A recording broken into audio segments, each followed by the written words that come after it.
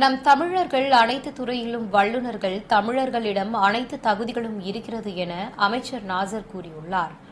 சென்னை கிண்டியில் உலக தமிழ் பொருளாதார அறக்கட்டளை மெட்ராஸ் மேம்பாட்டு சங்கம் சார்பில் 12வது உலக தமிழ் பொருளாதார மாநாட்டின் இணையதளம் மற்றும் சிற்றேடு வெளியீட்டு விழா நிகழ்ச்சி நடைபெற்றது.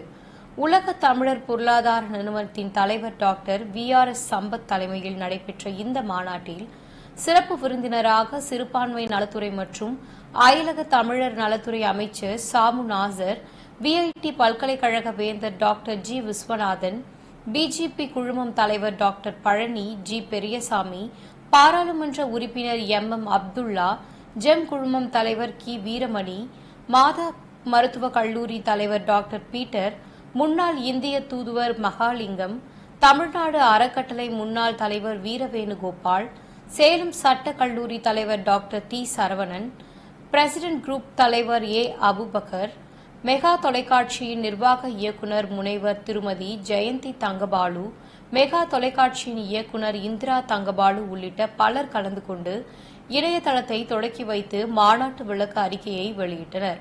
தொடர்ந்து நிகழ்ச்சியில் பேசிய அமைச்சர் நாசர், உலக அரங்கில் இந்தியா 4வது இருந்தாலும் இந்தியாவை பொறுத்தவரை தமிழ்நாடு 2ஆம் இடத்தில் இருப்பதாகவும், முதலமைச்சர் தமிழ்நாட்டை சரியான பாதையில் கொண்டு செல்வதால் தான் இந்தியாவில் தமிழ்நாடு முக்கிய வளர்ச்சியை அடைந்துள்ளது எனவும் கூறினார்.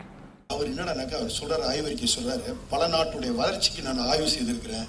பொருளாதார வளர்ச்சி இந்த நாட்டினுடைய அட்மாஸ்பியரை கொடுத்தா அங்க உற்பத்தி ஆகின்ற பொருள், அங்கு விளைகின்ற பொருள், இதெல்லாம் பற்றி மட்டும் கொடுத்தாக்கா அந்த நாட்டுடைய பொருளாதார வளர்ச்சி 5 வருஷத்துல எப்படி இருக்கும், 10 வருஷத்துல எப்படி இருக்கும், 15 வருஷத்துல இருக்கும், 20 வருஷத்துல எப்படி இருக்கும் என்பதை நான் அந்த நாட்டுக்கு TPR போட்டு கொடுத்துருவேன். அப்படியேப்பட்ட நான் உலகத்துல பல நாட்டுக்கு போட்டு கொடுத்து வளர்ந்து வருகின்ற காட்சியெல்லாம் கண்ணால பாக்குறேன். அப்படியாப்பட்ட சூழ்நிலையில் நான் இந்தியாவில் இருக்கின்ற மாநிலங்களை ஒவ்வொரு மாநிலங்களும் பார்த்தேன். காஷ்மீர்ல இருந்து கன்னியாகுமரி இருக்கும் பல மாநிலங்களுடைய பொருளாதார வளர்ச்சிகளை பார்த்தேன். அப்படி பார்க்கும் பொழுது அவர் சொல்ற ஒரு குறிப்பு, நம்ம தமிழ்நாடு கிடையாது. நீ பேசும்போது அந்த சம்பத்து பேசினா அவரு தமிழ்நாட்டுக்காரர்களால தமிழ் உணர்வோடு பேசுறான்னு சொல்லலாம். ஆனா அப்படி இல்லாம அவர் என்ன சொல்றாரு, அமித்ஷா சொல்ற அந்த பொருளாதார வல்லுநர் அவர் சொல்றாரு, சொல்லும் போது தமிழ்நாடு என்ற ஒரு நாடு தனித்தமிழ்நாடாக இருந்திருக்குமே, ஆனால் உலக அரங்கில் 18வது வல்லரசாக இருந்திருக்கும் பொருளாதாரத்தில் சொல்றாரு. அப்ப நம்ம கொஞ்சம் சிந்திச்சு பார்க்கணும். அப்ப எந்த அளவுக்கு கல்வியில, கேள்வியில, பொருளாதாரத்துல, மருத்துவத்துல நம்ம எந்த அளவுக்கு முன்னேறி இருக்கோம் அப்படின்றத அவரு தெளிவா சொல்றாரு. அப்படியாப்பட்ட நாடு நம்முடைய தமிழ்நாடு. உயர்ந்து விளங்குவார்கள். எந்த ஊர்ல போனாலும் அட்வொகேட்டா, டாக்டரா, என்ஜினியரா, ஆர்கிடெக்டா, கணக்காளரா, சார்ந்த கொண்டா தமிழர்கள் தான் இருப்பார்கள். அதை யாரும் மறுக்க முடியாது.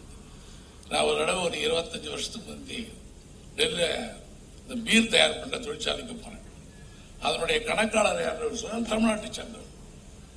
எங்க போனாலும் எந்த ஒரு தொழிற்சாலைக்கு போனாலும் கணக்காளர் யாருன்னா தமிழ்நாடு தான் இருப்பாங்க. ஆனால் தொழிலதிபராக நம்ம நாட்டில் பெரும்பாலும் இல்லை. தொழில் செய்பவர்கள் மிக குறைவு. ஆகவே நம்ம ஆட்களுடைய நிலைமையை பார்த்து பார்த்து எங்களுக்கு எங்கே போனாலும் கலை நிகழ்ச்சிகள், பட்டிமன்றங்கள், தமிழ் மீட்பு கூட்டங்கள் நடத்தி கொண்டிருக்கிற தமிழ் பெருங்குடி மக்கள் வருமானத்தை பெருக்குவதற்காகவும் தொழில் வளம் பெறுவதற்காகவும் மாநாடுகள், கருத்தரங்குகள் நடத்துவது மிக குறைவாக இருந்தது.